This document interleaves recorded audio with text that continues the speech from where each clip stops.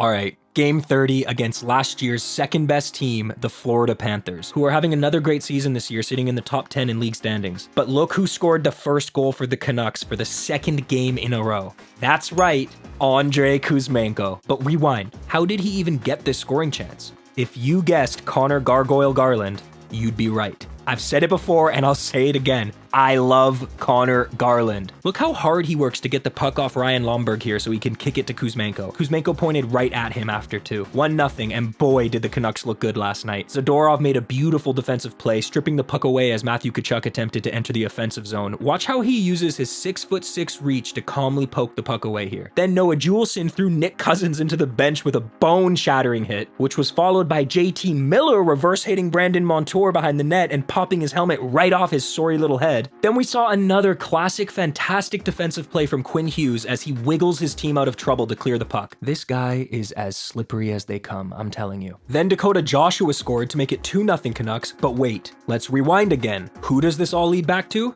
Connor Garland again. Now, I'd be silly if I didn't mention the significance of this game. Before puck drop, the Canucks honored the best goalie to ever wear a Canuck uniform, Roberto Luongo. You could even make the argument that he's the best player we've ever had, period. I'll never forget watching him play when I was a kid. I have so many sentimental memories connected to highlight reel saves that he made over the years. There were weeks where it felt like no one was going to be able to score on him, but there's one save in particular I want to take a second to talk about real quick.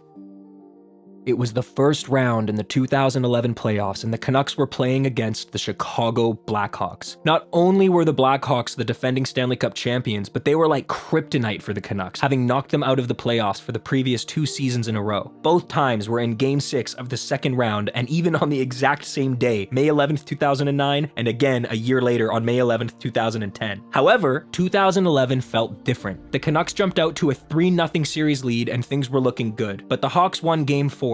Okay, that's fine. And then Game 5. All right. And then they won Game 6 to tie the series at 3-3, pushing it to Game 7. To put in perspective how incredible that really was, it was only the 7th time a team has managed to do that in the NHL's 94-year history. I was terrified. But in Game 7, Luongo stood on his head and the Canucks were up 1-0 with only a few minutes left in the game. I was finally starting to exhale. Until Jonathan Toews tied it up with less than 2 minutes left to force overtime.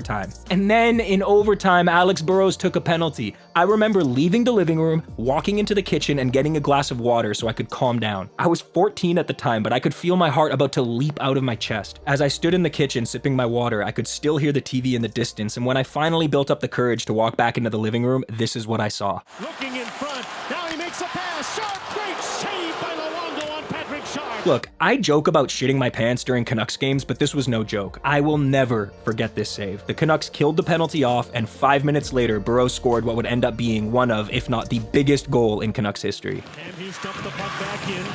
Campoli trying to clear it. Burrows shoots, scores!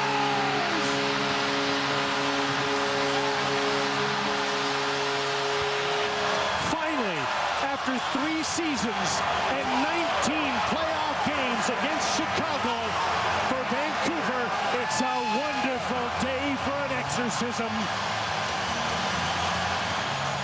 So back to last night, after honoring one of the best goalies in NHL history, Thatcher Demko put on quite the show. Look at these saves. Demko was feeling it. The spirit of Roberto was running through his veins. Some of these saves look like old Luongo saves too. I can't even explain the pure joy I felt watching this game last night. Don't get me wrong, Demko is no Luongo, at least not yet, but man, did he play amazing. Now, I wonder if the Panthers goalie, Sergei Bobrovsky, had Luongo running through his veins too.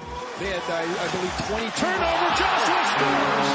Oh, I guess not. 3-0 Canucks. Dakota Joshua's got 2 goals. But wait, even on this complete misplay, if we rewind, will it lead back to Garland? Surely not. It does! He forechecked hard and forced Bobrovsky to make a quick play, and it ended up being the most wrong play he could have made. Here's what Coach Rick Tocchet said about this after the game. Yeah, no, I think Garz kind of spooked him a little bit. He kind of put pressure on Bobrovsky, and I think that really kind of, obviously made him throw the puck away, but good for Dakota being in the right spot. Also, Pius Suter was back in the lineup last night after missing over a month with an undisclosed undisclosed injury, and he played well. Here's him doing what he does best, killing penalties and blocking shots. Then Boeser scored his 22nd of the season on a 2-man advantage for the Canucks to make it 4-0, and now watch this little moment I noticed during the game that I found interesting. The H-bomb line got hemmed in their own zone and iced the puck, which means they weren't allowed to change, so the guys were tired, and the Panthers saw this as an opportunity. Miller lost the face-off, and the Panthers were about to start pressing, but listen to this.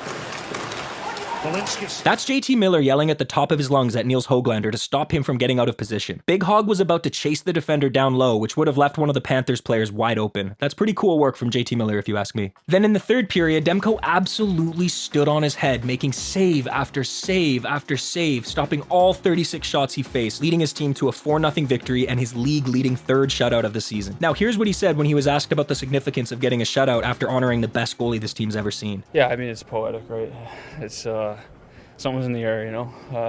I was a Kings fan growing up in Southern California, so he's frustrating for sure at times as I come through Vancouver now in my career, just hearing the legacy that he left off the ice and trying to follow in his footsteps. Obviously, big shoes to fill, but you know, I'm doing my best I can. Congrats to Chef CO3, Scylla5024, and Nuclear Grudon for predicting the score right. I might start a leaderboard for this if you guys think that would be cool. Anyway, the Canucks are now 29-1, which is the best record the Canucks have ever had 30 games into a season. They're 3rd in the Pacific Division, 3rd in the Western Conference, and 6th in the entire league. Also, I'm ordering this by point percentage rather than point total because every team's played a different amount of games. Thank you all so much for watching and for all of the positive comments. I read every single one and I'm so grateful. Back when I uploaded my first video almost exactly 2 months ago, I would have never expected to have as many people watching as I do now. So truly, thank you. This is a lot of fun. Okay, bye. I'll leave you with some words from Lou. I stand here today and I want to really thank you from the bottom of my heart. I appreciate it.